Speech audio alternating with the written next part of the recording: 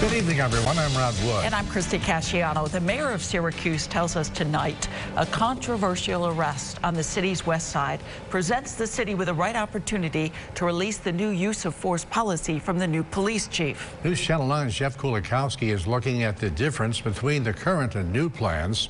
But first, News Channel 9's Andrew Donovan tells us why the changes are coming out tonight. Andrew? Well, Rod, city leaders want the people of Syracuse to have the chance to see the new policy and the current policy before Monday, when the mayor and police chief release the highly anticipated results of the review into that controversial arrest caught on camera. Why he doing all that? Why he doing all that? Why he doing all that? He not resisting or nothing. The passenger of an SUV was recording as a Syracuse police officer pulls Shaolin Moore from the driver's seat.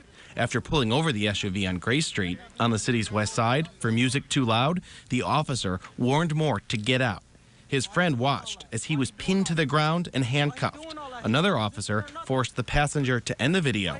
The 30-second clip has been seen thousands of times on social media, angering some members of the community about the officer's use of force.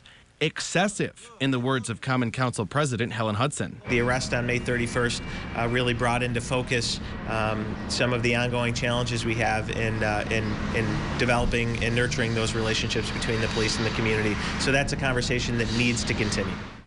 In the arrest report obtained by News Channel 9, the officer defends the force, claiming Moore refused to get out of the SUV after being ordered several times. The officer notes he had just come from a police detail in nearby Skiddy Park where drugs and an illegal gun were confiscated. The officer writes, quote, "In my experiences, when subjects refuse to step out of vehicles, they are trying to conceal contraband or a weapon on their person or inside the vehicle.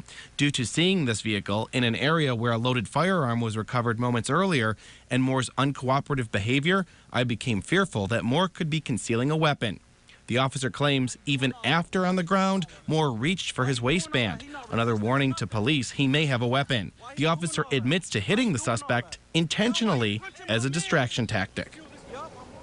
We don't know what happened before or after that cell phone camera was recording, but the police chief will fill in that missing information on Monday, and we expect the police department to release video from the officers' body cameras. Rod and Christy. So the next chapter comes next week. Andrew, thank you.